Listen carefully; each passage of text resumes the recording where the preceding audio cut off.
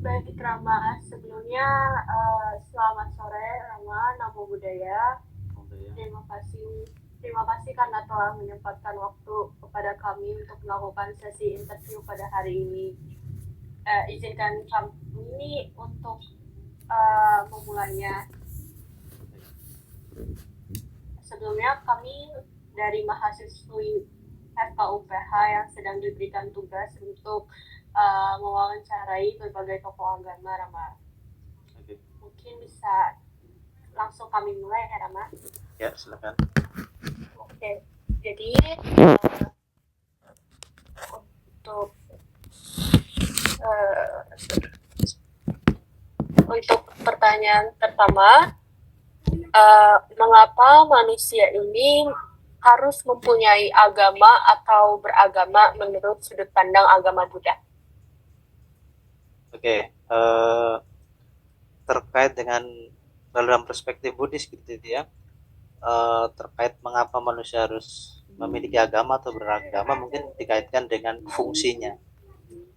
Jadi salah satu fungsi agama itu kan menjadi panduan hidup, kemudian sebuah instrumen yang kemudian menyediakan panduan etika dan moral gitu, sehingga ya itu merupakan salah satu alasan gitu. Tapi menurut saya dalam perspektif Buddhis tidak harus gitu ya, tidak harus kemudian seseorang beragama. Jauh lebih penting adalah kemudian bagaimana dia memiliki perilaku yang baik, itu jauh menjadi lebih penting. Karena seandainya seseorang, saya gitu misalnya, beragama tapi kemudian dengan beragama tersebut perilaku saya menjadi lebih buruk, pikiran saya jadi lebih jahat gitu ya, tentu justru itu membawa dampak yang negatif gitu. Jadi menurut saya mungkin salah satu kenapa orang harus beragama ya tadi terkait dengan fungsi agama itu kan dijadikan sebagai panduan moral yang kemudian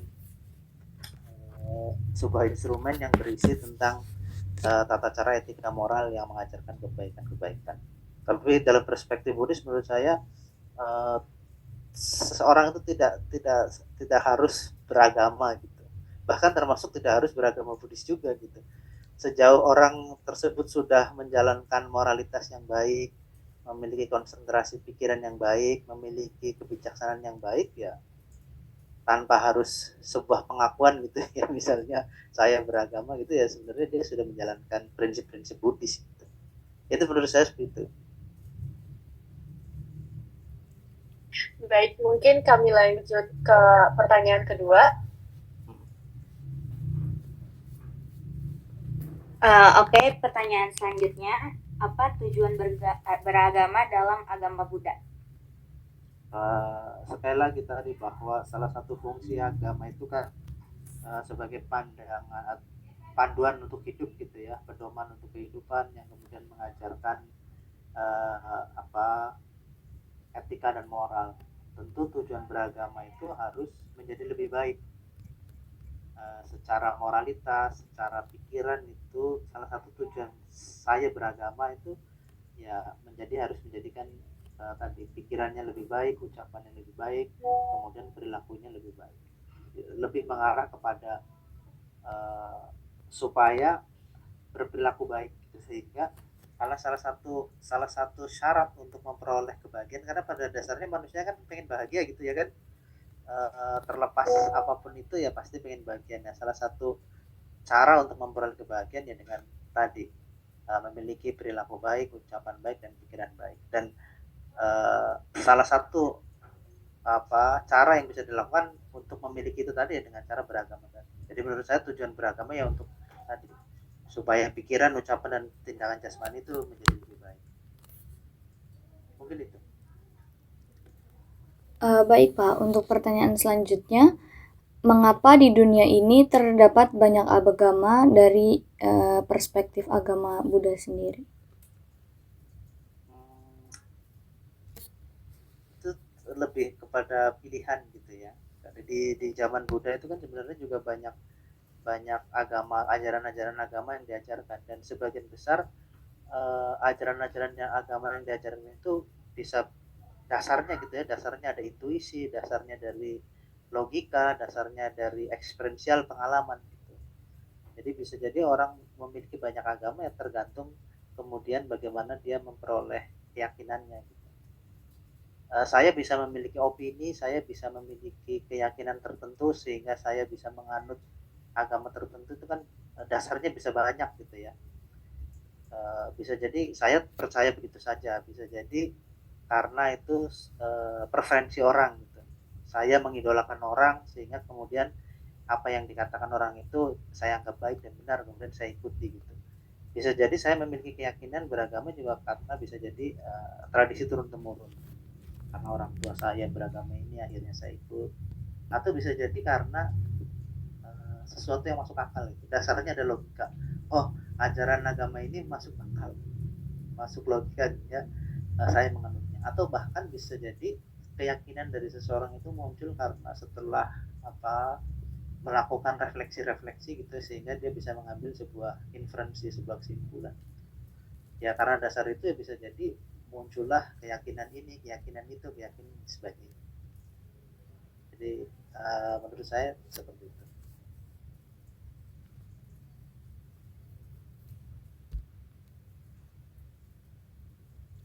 Baik Pak. Mungkin bisa dilanjut.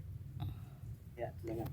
Baik Pak, untuk pertanyaan yang selanjutnya, mengapa manusia perlu mengembangkan toleransi beragama dan dialog agama-agama? Ya sekali lagi karena bahwa tadi di dunia ini kan banyak keyakinan ya, bahkan dalam satu keyakinan pun bisa terjadi konflik tergantung kapasitas kita untuk menafsirkan itu. Oleh karena itu diperlukan sikap toleran, sikap menghargai ajaran orang lain, kemudian menghindari klaim truth, klaim kebenaran gitu ya, supaya tadi terhindar dari konflik-konflik, karena pada dasarnya ya manusia itu heterogen. Oleh karena itu kalau dalam teori-teori sosial gitu kan, semakin heterogen agamanya, potensi konfliknya kan semakin besar gitu. Sehingga dalam kondisi itu ya tentu sikap-sikap toleransi, menghargai agama orang lain, meyakini keyakinan orang lain itu perlu dikembangkan. Apalagi bisa jadi tadi keyakinan saya terhadap agama Buddha gitu, bisa jadi kan muncul karena 5 yang saya sebutkan tadi, bukan berdasarkan pengalaman eksperiensial saya gitu loh. Oleh karena itu bahwa keyakinan yang muncul dari 5 proses tadi, keyakinan yang muncul karena kepercayaan, keyakinan yang muncul karena preferensi orang, keyakinan yang muncul karena tradisi turun temurun, keyakinan yang muncul karena dasarnya logika, keyakinan yang muncul setelah saya melakukan refleksi, itu kan kemungkinan cuma ada 2. Bisa jadi keyakinan yang saya pegang itu adalah benar, bisa jadi keyakinan yang saya pegang itu salah gitu. Kecuali keyakinan saya munculnya berdasarkan eksperiensial, pengalaman sejati gitu. Nah itu artinya keyakinan yang saya pegang itu sudah tidak terbantahkan. Tapi sejauh keyakinan saya munculnya dari 5 dasar tadi ya, hanya ada 2 kemungkinan tadi. Bisa jadi yang saya yakini benar, bisa jadi salah. Oleh karena itu ya perlu sikap toleransi, sikap menghargai orang lain, ajaran orang lain, kemudian tidak ada klaim truth, tidak ada klaim kebenaran bahwa agama saya yang paling benar, agama yang lain salah gitu. Karena kalau itu terjadi kan bisa terjadi konflik. Padahal saya sendiri juga belum tahu bahwa keyakinan yang saya yakini kan bisa jadi salah gitu. Sehingga dengan seperti itu kita memiliki pemikiran yang terbuka, memiliki pemikiran yang bisa, bukan berarti harus meyakini keyakinan orang lain, tapi kemudian tadi menghargai, tidak ada klaim truth. Ya ibarat gelas sudah penuh, kalau diisi lagi kan tumpah gitu ya. Supaya bisa masuk ya harus memberikan ruang-ruang gitu. Mungkin itu. Baik Pak, saya lanjutkan lagi ke pertanyaan berikutnya. Bagaimana konsep manusia dalam agama Buddha? Kalau dalam perspektif Buddhis, manusia itu pada dasarnya adalah perpaduan gitu ya, perpaduan dari 5 unsur. Ada unsur rupa, unsur fisik, tulang, kulit dan sebagainya. Kemudian ada unsur pencerapan, ada unsur kesadaran, ada unsur perasaan ya. Perpaduan dari 5 tadi, nama dan rupa. Nama itu tadi ada pencerapan, kesadaran, kemudian perasaan, uh, 5 itu pokoknya perpaduan dari 5 unsur tadi itu.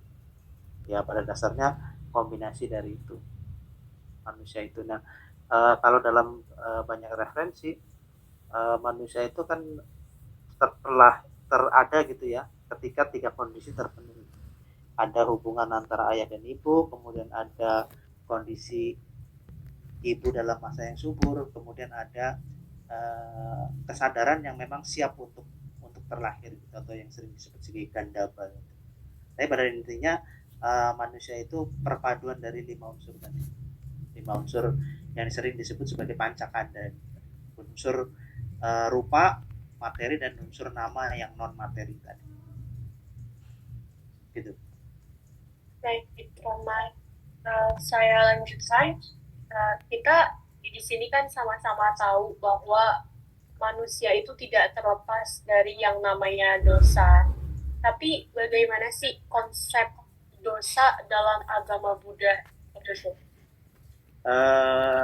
Dosa dalam arti apa nih? Karena kan kalau di Buddhis ada juga istilah dosa gitu ya. Tapi kalau di Buddhis itu dosa itu mengacu kepada kebencian, aspek mental ya kebencian. Nah, yang dosa di sini dimaksud dosa di sini yang mana nih? Dosa yang dimaksud itu kayak perbuatan melakukan kejahatan yang melanggar atau menyimpang dari kalau di agama Buddhis itu kalau saya tidak salah ada yang namanya Pancasila Buddhis. Nah itu perbuatan yang menyimpang aturan-aturan yang diaturkan pada agama Buddha. Kalau mengacu kepada dosa di dalam konsep itu adalah perbuatan yang jahat gitu ya, sesuatu yang wajib mendapat hukuman. Kalau dalam perspektif Buddha itu mengacu kepada aku salah amapata, 10 perbuatan yang tidak bajik. Di dosa itu mengacu kepada 10 perbuatan tidak bajik. 3 yang kita lakukan melalui fisik, pembunuhan, termasuk di dalamnya kekerasan dan sebagainya ya. Kemudian pencurian, perzinaan. Kemudian 4 melalui ucapan, berbohong, fitnah, kata kasar, omong kosong. Dan 3 melalui pikiran, serakah, kemudian itikat tidak baik, dan kebodohan batin.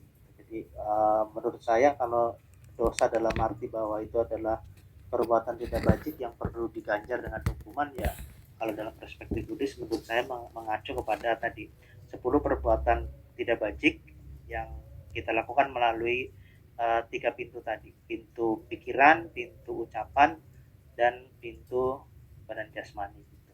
Tapi jauh lebih penting adalah bahwa perbuatan-perbuatan tidak bajik melalui tiga pintu tadi itu kan bersumber atau motifnya adalah tadi 3 motif yang tidak bajik: keserakahan, loba, kebencian, dosa, dan kebodohan batin, moha.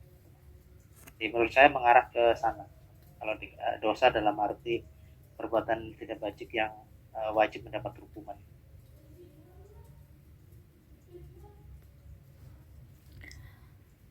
Oke, ke pertanyaan selanjutnya. Bagaimana konsep keimanan dalam agama Buddha? Kalau mengacu keimanan dalam arti keyakinan gitu ya. Kalau dalam perspektif Buddhis, keyakinan itu ada 2 tadi. Keyakinan awal, amulika sada, yang itu adalah basisnya konseptual berdasarkan pemahaman intelektual gitu ya. Saya mempelajari buku-buku agama Buddha tentang hukum karma, tentang 4 kebenaran moral dan sebagainya, kemudian saya memiliki keyakinan. Nah ini yang disebut sebagai keyakinan awal tadi. Nah keyakinan awal yang saya sebutkan ini munculnya bisa melalui 5 tadi yang saya sebutkan. Pokoknya keyakinan yang karena tahu-tahu percaya aja, atau karena preferensi orang, atau yang 5 tadi saya sebutkan. Tapi di sisi lain ada juga keyakinan yang tingkatannya lebih tinggi, yang basisnya adalah eksperiensial. Jadi basisnya pengalaman. Kalau yang awal tadi itu hanya sekedar keyakinan konsep, itu basisnya intelektual, pemahaman secara intelektual. Tapi kemudian ada keyakinan yang basisnya eksperiensial, pengalaman, keyakinan yang muncul dari pengalaman sejati. Kalau dalam agama Buddha ya harus yakin terhadap apa? Ya harus yakin terhadap Buddha, terhadap sebagai guru gitu ya, yakin terhadap Dharma sebagai ajaran, dan yakin terhadap Sangha. Sangha itu adalah komunitas murid-murid Buddha yang sudah mempraktekkan ajaran tadi dan sudah berhasil mencapai apa yang Buddha capai. Kemudian ada juga yakin terhadap ajaran-ajaran kebenaran, terutama 4 kebenaran mulia. Jadi mengarah kepada sana. Keyakinan itu bisa juga jenis tadi. Keyakinan awal yang sifatnya konseptual, ini basisnya intelektual gitu ya, karena saya mempelajari teori-teori tentang agama Buddha. Tapi kemudian juga ada keyakinan yang eksperiensial tadi, berdasarkan pengetahuan sejati. Kalau saya yakin bahwa api itu panas, ya misalnya karena saya pernah kesundut gitu, ya kan. Tapi misalnya gini, di dalam agama Buddha saya meyakini ada hukum ketidakkekalan, anicca gitu. Saya secara konsep saya meyakini itu. Tetapi begitu saya lagi jalan kesandung, jempolnya berdarah, kemudian saya marah-marah, ngumpat, mengeluarkan kata-kata kasar gitu. Itu kan sebenarnya keyakinan saya terhadap ketidakkekalan itu basisnya hanya intelektual saja. Karena begitu saya mengalami itu, saya kemudian marah-marah gitu ya kan. Padahal saya meyakini bahwa segala sesuatu itu tadi mengalami perubahan. Termasuk jempol saya tadi yang tadinya sehat, tiba-tiba kesandung berdarah sakit. Ya itu kan berarti saya meyakini ajaran-ajaran agama Buddha baru sebatas inteleknya saja gitu. Belum sampai kepada pengetahuan pengalaman sejati. Tapi kalau mengacu ke yakin harus apa ya tadi, ya, yakin kepada Buddha, Dhamma dan Sangha, yakin kepada ajaran-ajaran kebenaran terkait 4 kebenaran mulia, yakin terhadap nibbana. Jadi nibbana itu dianggap sebagai tujuan akhir, tujuan akhir dari semua umat Buddha. Kira-kira itu. Baik Pak, untuk pertanyaan selanjutnya, bagaimana konsep Tuhan dalam agama Buddha dan siapakah Tuhan dalam agama Buddha?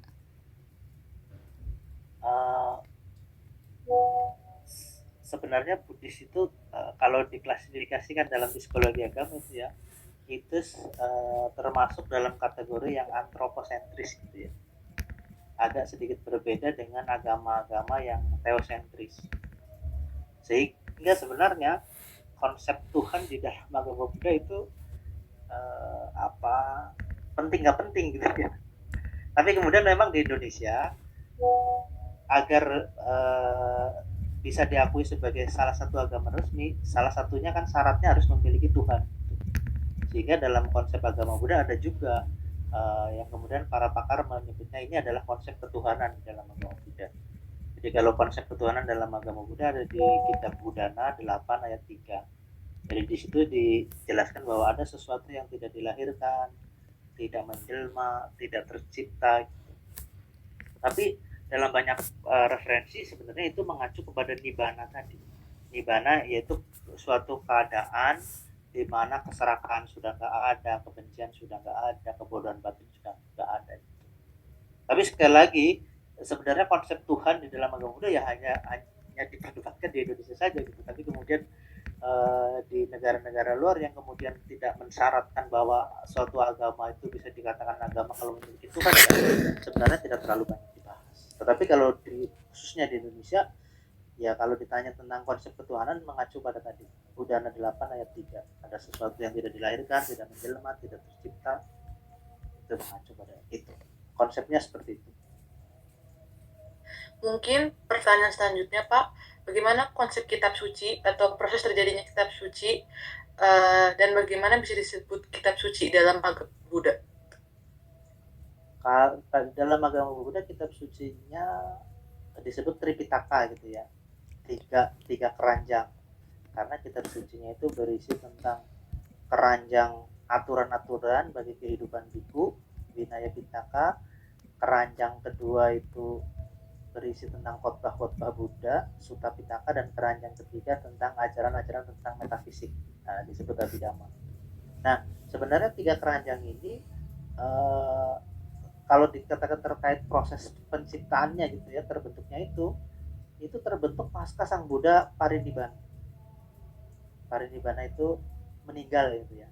Di pasca Sang Buddha meninggal, kemudian setelah 100 tahun kemudian para biku senior itu kemudian mulai membentuk mengumpulkan ajaran-ajaran Buddha tadi. Karena pada waktu itu ajaran Buddha itu kan diajarkan secara oral, dari mulut ke mulut, bahkan zaman itu harus dihafalkan oleh kelompok-kelompok tertentu yang disebut sebagai banaka. Jadi ada kelompok penghafal bagian apa gitu. Tapi kemudian dalam rangka supaya ajaran-ajaran itu lebih sistematis, makanya dikumpulkan ke dalam keranjang-keranjang tadi. Sampai kemudian pada akhirnya berkembang sehingga 400 tahun kemudian kumpulan keranjang ajaran-ajaran Buddha yang berisi 3 keranjang tadi kemudian dituliskan dalam daun lontar, sampai kemudian ya dituliskan dalam buku dan diterjemahkan ke berbagai bahasa. Jadi terciptanya seperti itu. Tapi kenapa disebut sebagai kitab suci ya karena tadi berisi tentang ajaran-ajaran yang kalau itu dipraktekkan bisa mencapai tujuan utama umat Buddha, yaitu nibbana. Intinya berisi tadi aturan-aturan tentang kehidupan kebikuan, berisi tentang khotbah-khotbah Buddha, dan berisi tentang ajaran tentang metafisik. Kira-kira itu.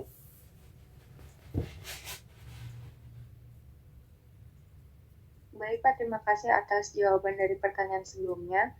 Selanjutnya pertanyaannya adalah bagaimana konsep iblis atau setan dalam agama Buddha? Konsep iblis atau setan yang dimaksud di sini, apakah dia mengarah kepada makhluk pocong, mumun gitu, suster ngesot gitu, atau mengarah kepada setan iblis dalam arti yang seperti apa? Dia penggoda gitu atau bagaimana? Bisa Pak dalam halnya dengan makhluk yang tidak kasat mata atau dengan perbuatan di manusia. Oke. Kalau mengacu kepada makhluk yang tidak kasat mata, memang kalau dalam agama Buddha kan ada 31 alam kehidupan gitu ya. Jadi selama seseorang itu masih memiliki kebencian, keserakahan, dan keburukan batin itu, maka dia punya potensi untuk terlahir di salah satu dari 31 alam kehidupan. Nah, dari 31 alam kehidupan itu salah satunya ada alam peta, namanya alam setan. Jadi ini masuk ke dalam kategori alam yang tingkat rendah. Jadi alam tingkat rendah dalam agama Buddha ada alam peta, setan, ada alam niraya, neraka, ada alam asura, kemudian ada alam tiracana binatang.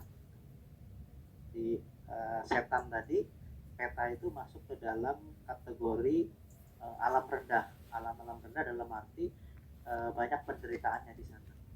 Dan itu diakibatkan karena tadi melakukan keburukan melalui 3 pintu tadi, pintu pikiran, pintu ucapan, dan pintu badan jasmani.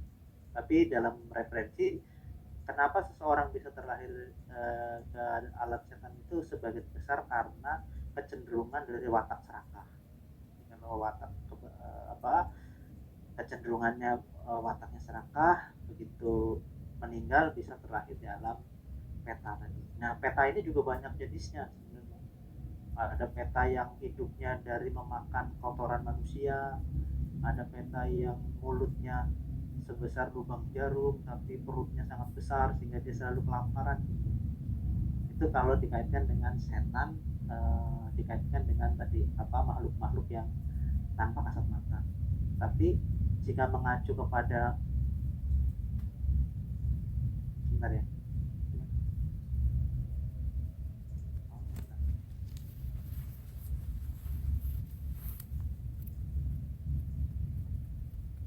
Oke, sorry. Tapi jika dikaitkan setan atau iblis itu sebagai tadi penggoda gitu ya, misalnya sering dengar kan, kalau kita berbuat jahat karena pengaruh setan ya. Ada juga konsep seperti itu disebut sebagai mara. Nah, mara itu sering disimbolkan, terkadang disimbolkan sebagai makhluk yang mengerikan, tapi terkadang disimbolkan sebagai putri-putri yang cantik. Ada juga kisah ketika Pertapa Gotama sebelum mencapai pencerahan sempurna itu digoda oleh 3 jenis mara, tanha, wirati, dan apalagi. Tapi itu sebenarnya sebuah simbol itu adalah penghalang spiritual yang mencerminkan keserakahan, kesombongan, dan niat jahat. Jadi jika dikaitkan dengan bahwa setan atau iblis itu dikaitkan dengan hal yang jahat-jahat tadi, mengacu kepada Mara. Tapi sekali lagi, Mara dalam perspektif Buddhis sebagai iblis atau setan yang pengganggu itu adalah simbol dari kekotoran spiritual, kekotoran batin lebih kepada itu. Jadi sebenarnya kalau kita berbuat jahat itu, saya mencuri, saya membunuh, bukan karena godaan itu tadi, tapi lebih kepada memang saya tidak bisa mengendalikan pikiran karena tadi ada keserakahan, ada kebencian, atau ada kebodohan batin. Kira-kira mengarah seperti itu. Baik, Rama. Selanjutnya, bagi saya yang beragama Buddha juga, pastinya saya juga melakukan ibadah-ibadah seperti Waisak, Katina, dan lain-lainnya. Namun, apakah berkenan untuk dijelaskan lebih lanjut mengenai konsep ibadah dan ritual dalam agama Buddha? Konsep ritual atau dan ibadah dalam agama Buddha kan sering disebut sebagai puja bakti gitu ya. Puja bakti. Sebenarnya itu kan konsep bentuk penghormatan kita kepada Buddha, kepada Dhamma, dan kepada Sangha, bentuk rasa hormat gitu. Oleh karena itu di dalam ritual puja bakti tadi ada persembahan, berbagai macam persembahan, kemudian ada pembacaan kata, sutta, mantra gitu, yang semuanya itu sebagian besar berisi tentang pujian-pujian, penghormatan. Walaupun ada juga di dalam ritual atau puja bakti tadi terkadang kita membacakan parita. Parita itu semacam irit perlindungan gitu. Di ungkapan-ungkapan bentuk pernyataan perlindungan. Tapi pada intinya ritual atau sembahyang gitu di dalam agama Buddha ya puja bakti tadi sebagai bentuk puja, bentuk penghormatan. Nah itu bisa dilakukan ya bisa secara mandiri atau bisa dilakukan secara komunal gitu di wihara gitu atau di sekolah-sekolah tertentu gitu. Tapi kemudian memang tidak ada aturan jelas berapa kali umat Buddha itu harus melakukan ritual puja bakti dalam seharinya. Karena itu tadi itu adalah sebuah bentuk culture gitu ya, sebuah bentuk budaya untuk melakukan penghormatan. Tapi pada umumnya ya kalau di Indonesia gitu puja bakti ya bisa dilakukan kalau secara komunal gitu di wihara seminggu sekali. Kalau di rumah ya bisa kita lakukan di pagi hari atau malam hari. Oleh karena itu ya tadi dianjurkan di dalam rumah umat Buddhis ya menyediakan tadi altar tadi tempat untuk melakukan ritual tadi. Di mana itu ada bentuk objek-objek untuk memberikan penghormatan. Makanya ketika melakukan puja bakti kan ada patung Buddha, ada lilin, ada hiyo. Nah bukan berarti umat Buddha itu menyembah dalam arti menyerahkan hidupnya kepada patung, tapi kemudian itu adalah ungkapan rasa hormat, ungkapan bentuk terima kasih kepada kepada Buddha yang sudah menemukan ajaran, kemudian sudah berkenan untuk memberikan ajaran kepada orang lain, dalam hal ini adalah kepada umat Buddha, sehingga umat Buddha bisa mencapai tujuan utama yaitu nibbana. Pada intinya untuk memberikan penghormatan, puja. Walaupun kalau dalam ritual biasanya di wihara kan bukan hanya bukan hanya bentuk ritual membaca parita gitu, tapi kemudian biasanya kan ada ceramahnya, ada khotbahnya, ada kemudian melakukan kebajikan lain, berdonasi, dana paramita, kegiatan-kegiatan filantropi lainnya gitulah. Bahkan biasanya pasti ada meditasinya. Jadi itu menjadi satu paket komplit. Ada ritualnya dengan pembacaan parita-parita tadi, kemudian ada donasinya, ada mendengarkan ajaran-ajaran Dhamma Desana, ada meditasi. Biasanya seperti itu. Nah kalau di dalam perayaan-perayaan hari besar ya bentuknya sama lah untuk bentuk penghormatan. Kalau dalam agama Buddha ritual itu biasanya juga dilakukan perayaan Magha Puja, Asada, Trisuci Waisak, Kemudian yang terakhir sekarang banyak ramai dilakukan kan perayaan Katina gitu ya, Sangadana, memberikan persembahan-persembahan kepada para penguasa. Nah itu juga di dalamnya ada ritual. Mungkin itu. Oke, lanjut ke pertanyaan selanjutnya. Bagaimana sih konsep akhir zaman atau kiamat dalam agama Buddha? Pada dasarnya dalam agama Buddha juga menganut konsep kiamat dalam arti hancurnya bumi ini gitu ya. Karena pada dasarnya kalau dalam agama Buddha itu bumi itu akan terbentuk, akan berkembang, akan mulai menyusut dan akan hancur. Gitu. Walaupun umurnya sangat lama. Nah, dalam banyak referensi berapa umur bumi ini, bumi yang kita tinggal ini. Jadi diumpamakan kalau ada batu karang yang panjangnya 100 mil, lebarnya 100 mil, tingginya 100 mil, kemudian 100 tahun sekali orang datang dengan kain sutra menggosokkan kain sutra ke batu karang itu. Nah sampai batu karang itu hancur, itulah umur bumi. Tapi dalam konsep agama Buddha mengenal juga itu tadi kiamat dalam arti hancurnya bumi. Nah hancurnya bumi ini kalau dalam perspektif Buddhis tergantung dari nanti kecenderungan makhluk-makhluk yang tinggal di dalamnya. Kalau sebagian besar kecenderungannya adalah kebencian, maka itu akan hancur dengan panas, api terbakar. Jadi muncul matahari kedua, muncul matahari ketiga, nanti air di lautan menyusut sampai habis dan kemudian akan hancur oleh panas tadi. Tapi kalau kecenderungannya keserakahan, bisa karena hancur karena air dan sebagainya. Tapi di dalam agama Buddha mengenal konsep itu juga. Karena sekali lagi kalau dalam agama Buddha kan ada ajaran tentang anicca, ketidakkekalan. Jadi ya segala sesuatu akan muncul, tumbuh atau berkembang, akan lenyap. Demikian pula bumi juga seperti itu, akan terbentuk, kemudian berkembang, menyusut, hancur. Begitu hancur nanti akan terbentuk bumi lagi.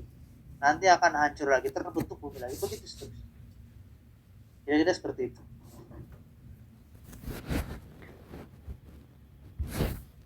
Baik, untuk pertanyaan selanjutnya, mengapa ada orang banyak jadi ateis dan agnostik menurut agama Buddha? Biasanya orang menjadi ateis atau agnostik karena tadi agama itu tidak bisa memberikan bukti-bukti gitu ya. Ngomong tentang surga, ngomong tentang neraka, mana buktinya gitu ya kan. Sehingga kadang orang-orang yang tadi yang mengedepankan logika gitu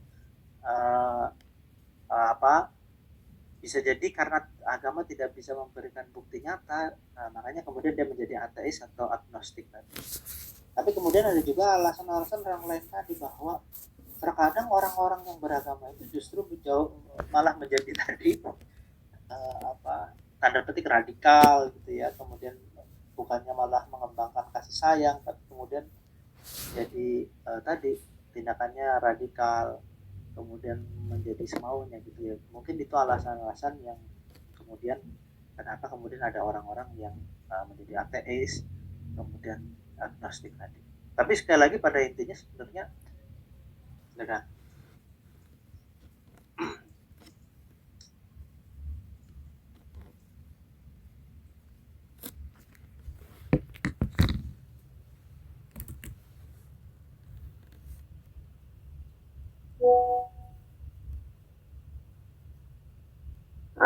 Pertanyaan tadi mau diulang atau bagaimana? Soalnya tadi sampai mana saya lupa ya. Agnostik gitu ya. Kenapa orang menjadi ateis atau agnostik gitu ya? Ya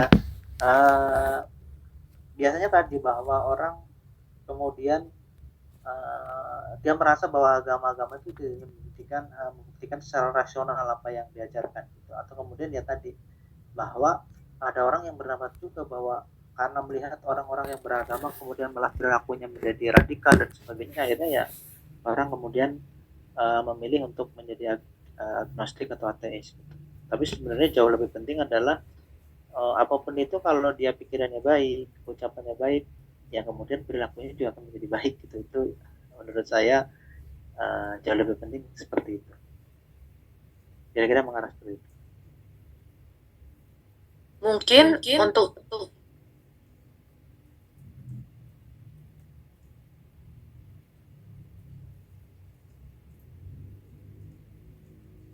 Mungkin untuk pertanyaan selanjutnya, bagaimana konsep tempat-tempat yang dianggap suci di dalam agama Buddha? Jadi sebelum Sang Buddha parinibbana, sebelum Sang Buddha meninggal gitu ya, Sang Buddha menegaskan bahwa ada beberapa tempat-tempat yang layak dikunjungi. Dan kalau kita mengunjungi tempat-tempat tersebut, kemudian muncul kemendesakan gitu ya, muncul ketergugahan, ya itu adalah tempat-tempat yang layak dikunjungi. Salah satunya adalah tempat kelahiran Pangeran Siddhartha, tempat Sang Buddha parinibbana, tempat Sang Buddha mencapai pencerahan sempurna. Itu adalah tempat-tempat yang dianggap tanda petik sakral gitu ya, atau suci tadi yang disampaikan Sang Buddha sebelum meninggal parinibbana gitu istilah dalam Buddhis itu, sebelum Sang Buddha parinibbana atau meninggal lagi. Tapi sekali lagi bahwa jangan sampai dianggap mentah-mentah bahwa oh begitu, kalau begitu berarti kalau saya sudah sampai ke sana saya bisa menjadi suci, atau tanda petik kesalahan-kesalahan saya semua terhapus gitu. Tidak seperti itu juga. Sang Buddha hanya menegaskan bahwa tempat-tempat tersebut layak untuk dikunjungi, dan kalau kita berkunjung ke sana sebagai umat Buddha kemudian mengenang jasa-jasa Buddha, mengenang ajaran-ajaran yang kemudian timbul kemendesakan, ya itu bisa menggugah gitu, menggugah spiritualitas kita. Tapi sekali lagi kemudian bukan berarti kalau kita ke tempat itu kemudian menjadi bersih gitu. Jadi ada khotbahnya namanya Mahaparinibbana Sutta. Jadi khotbah terakhir sebelum Sang Buddha parinibbana, sebelum Sang Buddha meninggal itu namanya tadi Mahaparinibbana Sutta. Di situ ditegaskan tempat-tempat yang layak untuk dikunjungi, yang bisa menimbulkan kemendesakan, ketergugahan tadi. Makanya istilahnya ada Dharma Yatra gitu ya. Kalau mungkin di Muslim apa ya, mirip-mirip naik haji gitulah ya. Tapi kalau di Buddhis itu namanya Dharma Yatra gitu. Jadi kunjungan ke tempat-tempat, walaupun sekarang biasanya sudah dikombinasikan dengan berkunjung ke tempat-tempat yang lain, bukan hanya 4 tempat tadi. Tapi 4 tempat itu menjadi tujuan utama. Jadi orang melakukan Dharma Yatra, tur Dharma gitu ya. Tur spiritual gitulah, untuk tadi ya memunculkan keterbukaan. Sehingga idealnya ketika seorang Buddhis mengunjungi tempat-tempat tadi ya pikirannya harus baik, ucapannya harus baik, perilakunya harus baik, ya pikirannya ditujukan untuk mengenang tadi Buddha sebagai guru, Dharma sebagai ajaran, dan komunitas Sangha sebagai orang-orang yang sudah membuktikan dengan mempraktekkan Dharma ajaran itu bahwa bisa mencapai apa yang Buddha capai. Itu mungkin.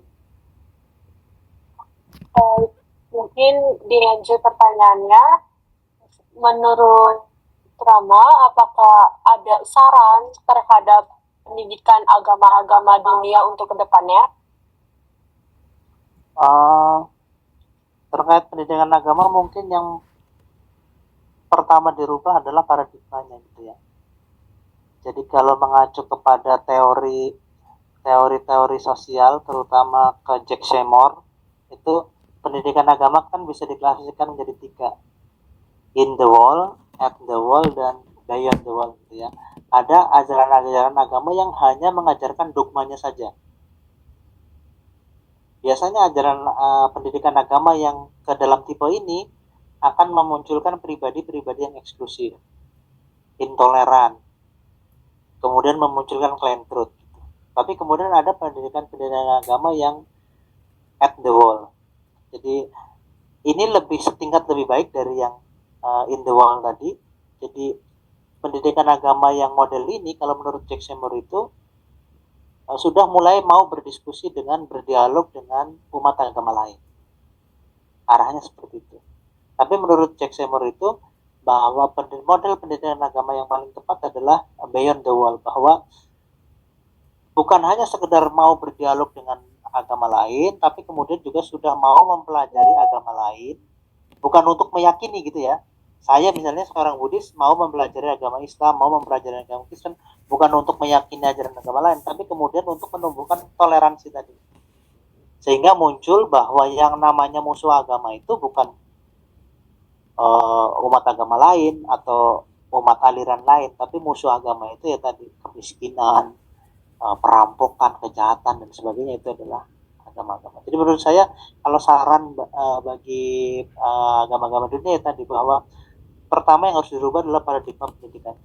Paradigma pendidikan agama yang paling tepat itu tadi bahwa kita boleh juga mempelajari ajaran-ajaran agama lain, bukan berarti untuk meyakini, tapi kemudian untuk menumbuhkan sikap toleran tadi, sehingga muncul sikap-sikap yang inklusif seperti itu.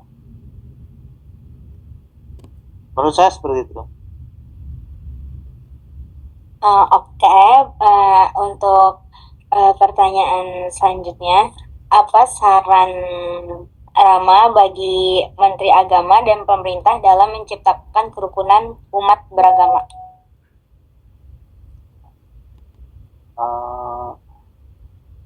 Di satu sisi agama bisa menjadi pemersatu gitu ya. Misalnya di wihara, orang kaya, orang miskin, kepala sekolah, OB, begitu datang ke wihara kan semuanya lepas status sosial, status apa dan sebagainya, sehingga dalam kondisi tertentu agama itu bisa menyatukan.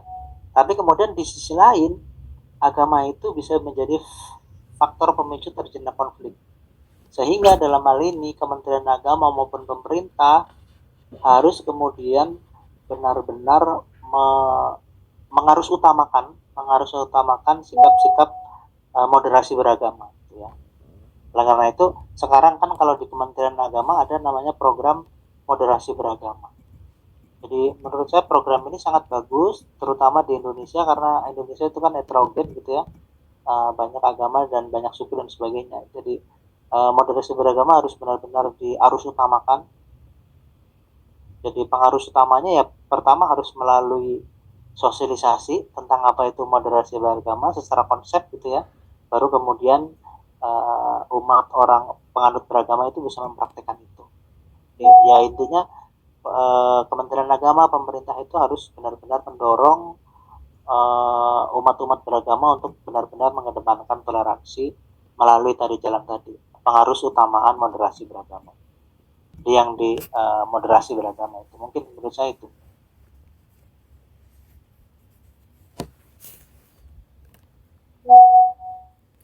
Baik, untuk selanjutnya, pertanyaan selanjutnya,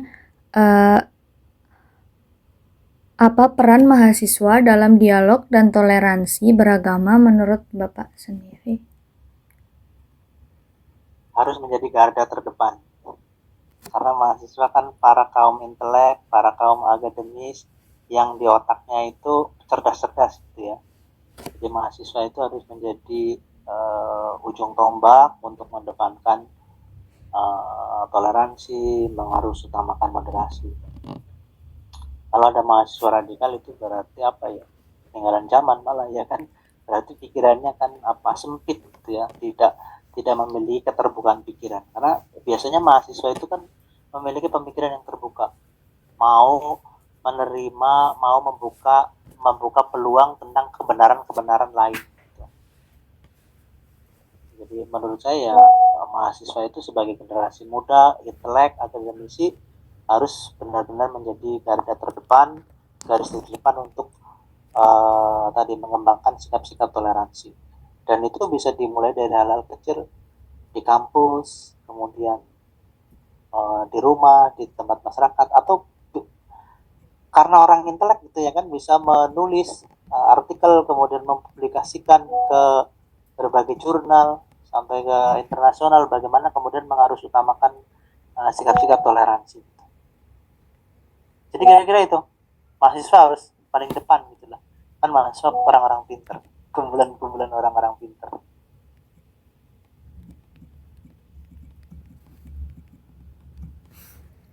Baik, untuk pertanyaan selanjutnya, menurut Rama, bagaimana proses terjadi alam semesta ini menurut agama Buddha? Kalau ada nama sutanya Aganya Sutta. Jadi mungkin untuk memperdalam nanti Anda bisa baca Aganya Sutta. Jadi itu khotbah Buddha yang berisi tentang awal segala sesuatu gitu. Termasuk terbentuknya bumi. Bumi itu juga tadinya pusaran angin yang kemudian akhirnya terbentuk menjadi keras dan sebagainya. Termasuk di situ diceritakan bagaimana kemudian manusia-manusia muncul. Terbentuk dari pusaran-pusaran air yang kemudian mengeras, kemudian muncul makhluk-makhluk yang tadinya bercahaya gitu ya, tapi kemudian seiring berkembangnya waktu terjadi evolusi dan devolusi. Tadinya makhluk bercahaya, karena muncul keserakahan, kebencian, akhirnya cahayanya hilang, kemudian tambah lagi keserakahan kebenciannya, mulai padat, kemudian bertambah lagi kebencian keserakahan kebodohannya, kemudian akhirnya muncul jenis kelamin, ada laki-laki, ada perempuan.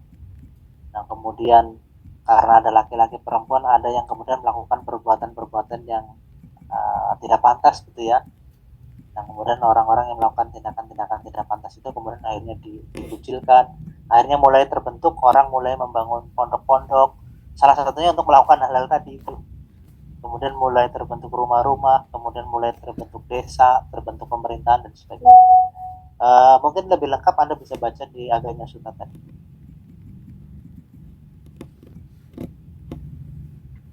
Kira-kira itu.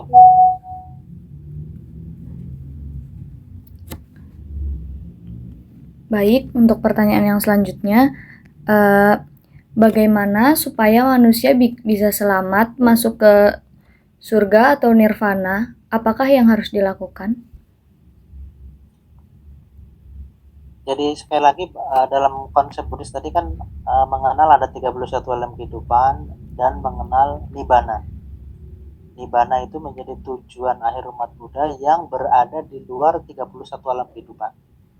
Nah, di antara 31 alam kehidupan itu ada juga yang disebut sebagai alam surga, alam kebahagiaan, alam para dewa. Ada alam dewa, alam Brahma, ada rupa Brahma dan arupa Brahma. Tapi kemudian ada juga yang Nibbana tadi yang berada di luar 31 alam kehidupan. Untuk bisa terlahir di alam surga dalam arti dalam perspektif Buddhis ya, yang masih dalam 31 alam kehidupan tadi, 31 alam kehidupan itu kalau di alam surga itu bahagianya banyak, tapi kemudian di situ juga masih terkena anicca, perubahan, duka, masih mengalami penderitaan dan anatta tanpa inti. Ya kalau untuk mencapai itu cukup berdana. Cukup hanya berdana dan melakukan sila moralitas untuk bisa terlahir dalam surga. Alam surga dalam arti tadi alam kebahagiaan, alam dewa yang masih berada di dalam lingkup 31 alam kehidupan. Cukup melakukan dana, donasi, cukup mengembangkan sila moralitas. Kalau umat biasa perumah tangga seperti saya ya menjalankan 5 sila, Pancasila Buddhis.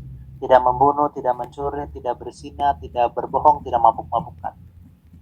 Cukup hanya itu. Tapi kemudian untuk mencapai Nibbana tidak cukup hanya dengan berdana, tidak cukup hanya dengan menjalankan moralitas, tapi harus meditasi. Harus melakukan samadhi, melakukan meditasi sehingga mencapai pencapaian-pencapaian tertentu sampai kemudian pada akhirnya mencapai pencerahan di dalam dirinya, sudah tidak ada lagi keserakahan, tidak ada lagi kebencian, tidak lagi ada kebodohan batin, sehingga bisa yang disebut istilahnya mencapai Nibbana tadi. Kira-kira itu. Tapi untuk terlahir di alam surga dalam konteks yang bahagia tadi, yang masih tidak kekal lagi, cukup berdana dan menjalankan sila saja udah cukup. Tapi untuk sampai ke Nibbana harus ditambah dengan meditasi. Kira-kira seperti itu. Meditasi dan menjalankan tadi jalan mulia berunsur 8. Jadi dalam agama Buddha konsepnya kan ada penderitaan, bahwa hidup itu adalah penderitaan. Penderitaan itu ada sebabnya, yaitu keinginan rendah, dan ada kondisi di mana penderitaan itu terhenti, yaitu Nibbana.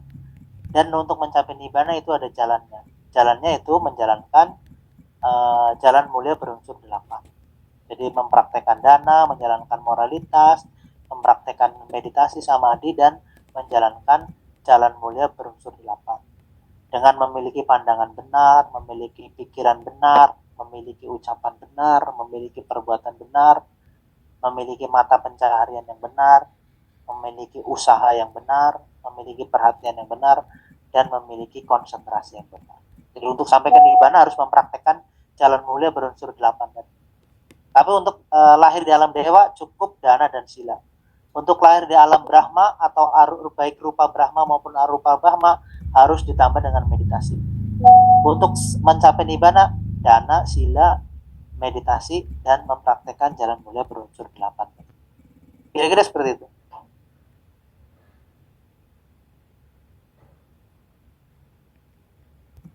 Baik Pak, saya akan lanjutkan pertanyaannya. Jika ada banyak orang tidak beragama, apakah ada hukuman bagi mereka? Bagaimana jika orang beragama justru lebih banyak dosa dibandingkan dengan orang-orang beragama itu? Dan bagaimanakah keadilan Tuhan di situ menurut agama Buddha? Sekali lagi bahwa Buddhis itu kalau menurut saya termasuk ke dalam antroposentris, tidak dalam kategori yang teosentris. Mohon maaf ya, teosentris itu kan berarti berpusat pada Tuhan. Tuhan sebagai penguasa, Tuhan sebagai pemberi hukuman dan pemberi reward, gitu ya. Tapi dalam perspektif Buddhis itu kan masuk dalam kategori agama yang antroposentris. Jadi segala sesuatu itu tergantung manusianya, bagaimana dia pikirannya, bagaimana ucapannya, bagaimana perilakunya. Jadi bisa saja orang yang tidak beragama bisa malah tadi terlahir di alam bahagia. Gitu. Tapi kalau untuk mencapai nibbana ya tadi harus menjalankan lagi gitu kan. Kemudian ada orang yang beragama malah justru apa tadi? Lebih jahat gitu ya. Izin meluruskan, jadi bagaimana jika orang-orang yang beragama itu lebih berdosa dibandingkan orang-orang yang tidak beragama itu sendiri? Lebih berdoa artinya lebih jahat gitu ya. Pikirannya, ucapan, dan jasmaninya ya berarti dia harus menanggung konsekuensinya gitu. Artinya kalau dalam perspektif Buddhis, terlepas apakah dia beragama atau tidak, sejauh pikirannya baik, ucapannya baik, perbuatan baik, maka dia akan mendapat reward kebahagiaan. Ya. Sekalipun saya Romo Pandita pakai baju kuning, tiap hari ke wihara, tiap hari melakukan puja bakti, tapi di dalam pikiran saya penuh dengan kebencian, penuh dengan keserakahan, penuh dengan kebodohan batin, yang pada akhirnya kemudian ucapan saya juga tidak baik, perbuatan saya tidak baik, terlepas apakah saya mengaku sebagai Buddhis sejati atau tidak, ya konsekuensinya pasti saya akan mendapatkan penderitaan. Jadi sekali lagi bahwa dalam perspektif Buddhis ya tadi mengacu kepada antroposentris yang berpusat kepada manusia. Jadi kebahagiaan dan penderitaan itu tergantung dari apa yang kita lakukan. Kalau kita melakukan kebaikan, terlepas saya beragama atau tidak, ya akan mendapatkan kebahagiaan. Kalau saya melakukan kejahatan, terlepas saya beragama atau tidak, saya akan mendapat konsekuensi penderitaan. Kira-kira itu. Oke. Pertanyaan selanjutnya, bagaimana konsep keselamatan menurut keyakinan agama Buddha? Konsep keselamatan dalam agama Buddha, perlindungan itu konsepnya adalah harus aktif. Harus aktif. Jadi misalnya begini, saya sedang jalan nih, di tengah jalan tiba-tiba hujan deras. Supaya saya terhindar dari basah kuyup, maka saya harus secara aktif pergi ke tempat perlindungan. Entah itu di bawah pohon, entah itu di bawah gedung. Jadi konsep perlindungan itu tadi bahwa saya harus aktif mencari, mendekati perlindungan tadi. Tidak cukup hanya dengan berdoa, tidak cukup hanya dengan melakukan ritual-ritual, kemudian saya akan memperoleh perlindungan. Tapi sekali lagi saya harus aktif. Aktif untuk mendatangi perlindungan tadi. Cara aktifnya bagaimana ya tadi? Dengan mempelajari ajarannya, kemudian mempraktekkan ajarannya. Jadi pariyati, mempelajari ajaran secara teori. Pati-pati, mempraktekkan ajaran tadi yang sudah saya pelajari secara teori, sampai pada akhirnya saya memperoleh hasil patiweda. Saya harus aktif untuk mendekati perlindungan, memperoleh perlindungan. Di tengah jalan saya untuk supaya tidak kebasahan, ya nggak cukup ya Buddha tolonglah saya, semoga saya tidak masuk kuyung. Nggak bisa seperti itu. Jadi saya harus berlari mendekati ke tempat perlindungan tadi. Saya harus aktif mendekati ke tempat perlindungan tadi. Jadi tidak hanya sekedar dengan berdoa, tapi kemudian harus aktif mempraktekkan ajaran-ajaran. Kira-kira seperti itu konsep perlindungannya. Baik, untuk pertanyaan selanjutnya, menurut Rama, mengapa di dunia ini ada kejahatan dan itu tuh sumbernya mana? Terus, apa hukuman bagi kejahatan di masa akhir hidupnya di agama Buddha? Kalau boleh tahu. Jadi tadi kejahatan yang dilakukan oleh manusia itu kan bisa melalui 3 pintu tadi ya. Pintu pikiran, pintu ucapan, dan pintu badan jasmani. Sumber dari kejahatan yang dilakukan melalui 3 pintu tadi hanya 3 sumber. Keserakahan, loba, kebencian dosa, dan kebodohan batin, moha. Sumbernya itu. Jadi kenapa ada orang jahat? Ya karena dia memiliki, yang pasti memiliki kebodohan batin. Kenapa ada orang mau membunuh orang lain? Bisa jadi, bukan bisa jadi ya, motif utamanya karena kebencian. Dan kalau ada kebencian, di situ pasti ada kebodohan batin. Saya nonjokin orang, di situ ada motif kebencian. Kalau ada motif kebencian, pasti ada kebodohan batin. Saya nyopet HP-nya orang, di situ ada motif keserakahan. Ketika keserakahan muncul, pasti kebodohan batin juga muncul. Jadi dasar utamanya adalah sebenarnya kebodohan batin. Tapi kenapa orang menjadi jahat? Ya karena 3 sumber utama tadi. Keserakahan, loba, kebencian dosa, dan kebodohan batin moha. Kira-kira seperti itu. Kemudian bagaimana hukuman di akhir zaman bagi orang-orang yang jahat tadi? Tergantung tadi. Jadi kalau dalam agama Buddha kan dikenal istilah hukum karma gitu ya. Hukum sebab akibat perbuatan. Orang berbuat baik pasti mendapat kebahagiaan. Orang berbuat jahat akan mendapatkan penderitaan. Kira-kira seperti itu. Tapi kemudian memang akan menjadi sulit karena tidak matematis gitu ya, tidak seperti matematis. Saya berbuat baiknya sebanyak ini, kemudian mendapat kebahagiaan seperti ini, sebanyak ini gitu misalnya. Nggak matematis seperti itu. Tapi kemudian yang pasti di akhir zaman maupun di akhir hidupnya gitu, di akhir hidupnya gitu ya, konsekuensinya tadi. Kalau dia banyak berbuat jahat, ya dia akan terakhir di alam penderitaan. Kalau dia banyak berbuat baik, dia akan terlahir di alam yang berbahagia. Kalau dia setengah-setengah, kadang berbuat jahat, kadang berbuat baik, ya dia akan terlahir di alam yang bukan gelap dan bukan terang. Tapi kalau dia memutus karma, jadi melakukan perbuatan yang memutus karma, ya dia bisa mencapai nibbana tadi. Makanya perbuatan itu kan ada perbuatan gelap dengan hasil gelap, berarti dia jahat, hasilnya ke penderitaan. Perbuatan terang atau putih dengan hasil putih, dia berbuat baik, hasilnya kebahagiaan. Kombinasi dari itu, yang hasilnya juga kombinasi, tapi kemudian ada juga perbuatan yang bukan hitam dan bukan putih, bukan gelap dan bukan putih. Ini adalah perbuatan-perbuatan yang memutus karma tadi, yang sudah tidak lagi memberikan efek, tidak lagi membuahkan buah lagi, tidak menghasilkan buah lagi. Kira-kira itu.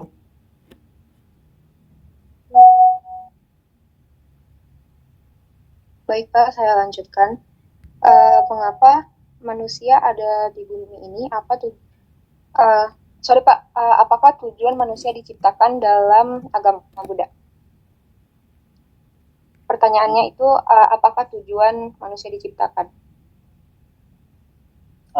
Kalau dalam perspektif Buddhis kan tidak dikenal istilah causa prima gitu ya. Causa prima, tidak dikenal istilah penyebab utama gitu ya. Bahwa saya dilahirkan karena diciptakan oleh sesuatu gitu, atau penyebab utama causa prima tadi. Kalau dalam perspektif Buddhis kan memang ya, selama kita masih memiliki kegelapan batin, kebodohan batin, memiliki moha, memiliki awija, yang akan terlahir di antara 31 alam kehidupan. Salah satunya terlahir di alam manusia tadi. Jadi sebenarnya saya terlahir di alam manusia itu adalah konsekuensi dari kecenderungan saya di kehidupan yang lampau gitu. Jadi kalau di alam manusia kan kombinasi dari itu ya, ada menderitanya banyak, bahagianya juga banyak juga gitu kan ya, karena kombinasi perbuatan dari yang hitam dan bukan putih. Tapi kalau sekali lagi apa tujuannya, semua manusia tujuannya kan ingin memperoleh kebahagiaan. Semua manusia hidup itu mau dia beragama A, B, C, D atau tidak beragama sekalipun, tujuannya pasti untuk memperoleh kebahagiaan. Nah, kebahagiaan ini kan banyak jenisnya. Ada kebahagiaan yang sifatnya berkaitan dengan nafsu kesenangan indera. Tapi kemudian ada juga kebahagiaan yang jauh lebih tinggi, pencapaian spiritual meditasi atau bahkan pencapaian ibadah. Ya kalau tujuannya untuk memperoleh kebahagiaan ya harus melakukan hal-hal yang untuk atau memperoleh kebahagiaan tadi. Intinya kan kita tidak mau menderita gitu ya. Karena tujuannya memperoleh kebahagiaan, berarti kita harus mencari penyebabnya. Kenapa saya harus menderita? Apa yang menyebabkan saya menderita? Kalau dalam perspektif Buddhis, penyebab penderitaan ya tadi keinginan rendah tanha. Jadi kalau dikatakan tujuannya diciptakan ya tadi, bahwa dalam agama Buddha tidak mengenal konsep penciptaan, bahwa segala sesuatu itu perpaduan, dan perpaduan itu adalah efek atau akibat dari yang lalu. Akibat yang lalu itu juga bisa menjadi sebab berikutnya. Hukum sebab akibat yang saling bergantungan. Karena di dalam perspektif Buddhis tidak mengenal tadi kausa prima, penyebab utama. Kira-kira seperti itu. Oke, baik Rama. Pertanyaan berikutnya, bagaimana sikap agama Buddha terhadap korupsi dan LGBT? Korupsi itu berarti serakah mengambil milik orang lain gitu ya. Ya orang-orang itu harus itu masuk ke dalam perbuatan yang tidak wajib. Ya sudah sewajarnya harus mendapatkan hukuman. Gitu. Karena itu sesuatu perbuatan yang merugikan orang lain. Salah satu efek jerahnya sebenarnya ya bisa dengan cara gitu, salah satu cara gitu ya, salah satu caranya adalah dengan memberikan hukuman walaupun dalam kondisi tertentu itu juga tidak manjur juga. Jadi pada zaman Buddha dulu itu di suatu negara itu terjadi banyak sekali perampokan, pencurian dan sebagainya. Kemudian raja itu punya inisiatif, siapa yang mencuri, siapa yang merampok dihukum mati. Bukannya semakin mereda, justru perampokan dan pencurian itu semakin ganas. Karena dia nggak mau kan kalau mencuri atau merampok ketangkap, maka begitu dia mencuri atau mentangkap atau merampok, dia langsung bunuh gitu. Jadi semakin merajalela gitu kan. Nah, oleh kemudian pada akhirnya ya punya metode-metode lain. Tapi sekali lagi bahwa orang-orang itu ya harus diberikan kesadaran, penyadaran gitu. Harus diberi frekuensi penderitaan baik di kehidupan sekarang maupun di kehidupan yang akan datang. Kemudian terkait dengan LGBT berarti apa? Lesbian, gay, biseksual dan transgender gitu ya. Pada dasarnya itu kan orientasi seksual saja gitu loh ya. Kalau dalam perspektif Buddhis. Mohon maaf, laki-laki yang orientasinya perempuan, ada laki-laki yang orientasinya laki-laki atau perempuan orientasinya perempuan, itu kan sebenarnya ya sama-sama isinya nafsu gitu loh, ya kan? Hanya saja orientasinya saja yang berbeda gitu. Tapi kemudian pada dasarnya itu sama-sama nafsu. Tapi kemudian memang di daerah-daerah tertentu tuh dianggap tidak wajar, tidak etis. Tapi kalau mau kita telisik sebenarnya, mau gay, mau lesbian, mau tanda petik orang yang normal laki-laki sama perempuan, itu kan pada dasarnya hanya orientasi seksualnya saja gitu ya kan. Ada yang orientasi seksualnya sama-sama laki-laki, ada yang orientasi seksualnya sama-sama perempuan, tapi ada yang orientasi seksualnya lawan jenisnya. Tapi pada dasarnya mereka sama, itu adalah motif dasarnya adalah nafsu. Hanya saja di negara-negara tertentu, di daerah-daerah tertentu itu kan tidak etis, tidak apa ya, tidak sewajarnya gitu, sehingga karena dianggap secara umum itu dianggap tidak etis sehingga dianggap kelainan. Tapi pada dasarnya kalau menurut Budi, gay, lesbian maupun orang yang orientasinya laki-laki suka pada perempuan, perempuan suka pada laki-laki, ya pada dasarnya sama. Itu adalah nafsu gitu. Utamanya adalah nafsu. Hanya orientasinya saja yang berbeda. Tapi kalau memang terkadang begini, bisa jadi meskipun keyakinan seperti itu sikapnya bisa menjadi berbeda, karena terkadang kan sikap seseorang itu selain dipengaruhi oleh keyakinan, dipengaruhi oleh norma subjektif juga gitu ya. Di Indonesia lesbian, gay itu kan dianggap tidak umum, tidak wajar, ya kan? Itu kan norma subjektif gitu ya, masyarakat beranggapan seperti itu. Jadi bisa jadi orang Buddhis di Indonesia pun beranggap ya itu tidak wajar gitu. Tapi kalau kita mau telisik sebenarnya, mereka sama dengan orang laki-laki yang suka sama perempuan gitu. Hanya orientasinya seksualnya saja, kebetulan ada yang laki-laki orientasinya perempuan, ada yang laki-laki orientasi seksualnya laki-laki. Tapi pada dasarnya motifnya adalah nafsu. Kira-kira itu. Karena kalau di zaman Buddha itu memang ada istilah namanya pandaka. Pandaka itu mengacu kepada tadi orang laki-laki secara fisiknya laki-laki, tapi kemudian kecenderungannya bencong gitu loh, banci gitu. Banci gitu. Jadi istilahnya ada pandaka tadi. Nah, kemudian memang orang-orang yang tipe seperti itu pada zaman Buddha sampai sekarang pun tidak diperkenankan untuk menjadi anggota sangha. Karena sebagian besar orang yang seperti itu nafsu seksualnya itu sangat besar. Itu sehingga tadi tidak diperkenankan untuk menjadi anggota sangha. Jadi dalam kisah Buddha ada seperti itu, pandaka istilahnya, wadam atau banci gitu. Jadi secara fisik laki-laki, tapi kemudian dia juga berperilaku seperti perempuan sehingga dia menyerupai laki-laki. Tapi sekali lagi itu hanya orientasi seksual. Mungkin itu menurut saya. Baik, Rama, berikut adalah pertanyaan terakhir dari kelompok kami. Kami sangat terima kasih atas insight yang sangat bermanfaat kepada kami, dan kami juga ingin mohon maaf apabila kami mengganggu waktunya. Sekali lagi kami mengucapkan terima kasih satu kelompok atas ketersediaan waktunya untuk kami wawancarai Rama. Oke, terima kasih sama-sama. Terima kasih kembali juga. Mungkin jika ada keperluan lain, kami persilakan untuk live Zoom-nya. Terima kasih, Rama. Oke, terima kasih. Saya pamit undur diri. Terima kasih, Rama. Namo Buddhaya. Selamat malam. Salam sejahtera. Selamat malam. Salam sejahtera.